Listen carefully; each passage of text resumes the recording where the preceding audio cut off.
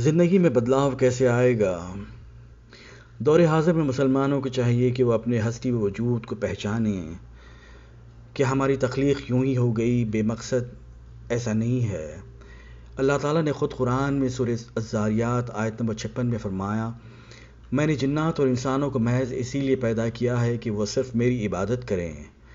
یہاں اللہ تعالیٰ کے اس ارادہ کا اظہار ہے جو اس کو محبوب اور مطلوب ہے کہ تمام انس و جن صرف ایک اللہ کی عبادت کرے اور اطاعت بھی اسی ایک کی کرے۔ یعنی انسانوں اور جنوں کی مقصد حیات اللہ تعالیٰ کی عبادت اور اطاعت ہے۔ اور پھر اللہ تعالیٰ کو سبھی جانتے ہیں، لیکن کم ہی لوگ ہیں جو اللہ تعالیٰ کو پہچانتے ہیں۔ کیا ہم قرآن میں غور و فکر نہیں کرتے؟ اللہ تعالیٰ کی کتاب یعنی قرآن میں واضح دلائل اور حقائق اور تعلیمات ہیں جس سے ہم اللہ تعالیٰ کی عظمت، بڑائی، قدرت، کبریائی، حکمت، بزرگی، ربوبیت اور صفات کو سمجھ سکتے ہیں۔ اور پھر جب ہم صحیح معنوں میں سمجھیں گے کہ یہ دنیاوی زندگی آزمائش ہے، اور اگر ہماری زندگی اللہ تعالیٰ کی کتاب اور طریق رسول صلی اللہ علیہ وسلم کے مطابق رہی تو یقیناً ہماری دنیاوی زندگی کامیاب ہوگی اور آخرت کی زندگی میں بھی فتح و نصرت اور کامیابی ملے گی۔ آج مسلمانوں کی اکثریت منچلی دینداری اور دنیاوی دلدل میں مبتلا ہے۔ مشاہدہ کریں کس طرح مسلمانوں کی اکثریت نے خالص اسلام کو چھوڑ کر روایتی اسلام کو اپنائی ہوئی ہے۔ جگہ جگہ شرکی عقائد، کفریہ خیالات، بدعت کی بدکاریاں اور ہمہ قسم کے رسومات و رواج ہیں، اور پھر لا علمی، گمراہی اور جہالت میں لوگ دنیا کے معروف شخصیات کے ذاتی اقوال، تجربے اور تعلیمات کی پیروی کرتے ہیں۔ یعنی ان کے قول کی اتباع ہو رہی ہے، ان کے تجربات کی تعظیم ہو رہی ہے اور ان کی تعلیمات کو اہمیت دی جا رہی ہے۔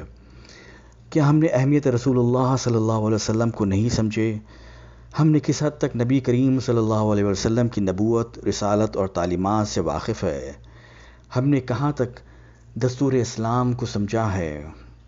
آج اس بات کو سمجھنے کی ضرورت ہے کہ ہم محمد عربی صلی اللہ علیہ وسلم کو مثالی سمجھیں۔ رسول اللہ صلی اللہ علیہ وسلم ہم سب کے لیے ایک بہترین نمونہ ہے۔ صحیح بخاری کی حدیث ہے کہ حضرت ابو ہریرہ رضی اللہ عنہ سے روایت ہے کہ رسول اللہ صلی اللہ علیہ وسلم نے فرمایا، قسم اس ذات کی جس کے ہاتھ میں میری جان ہے، تم میں سے کوئی بھی ایمان والا نہ ہوگا جب تک کہ میں اس کے والد اور اولاد سے بھی زیادہ اس کا محبوب نہ بن جاؤں۔ ضرورت ہے کہ ہم سیرت النبی کو پڑھیں۔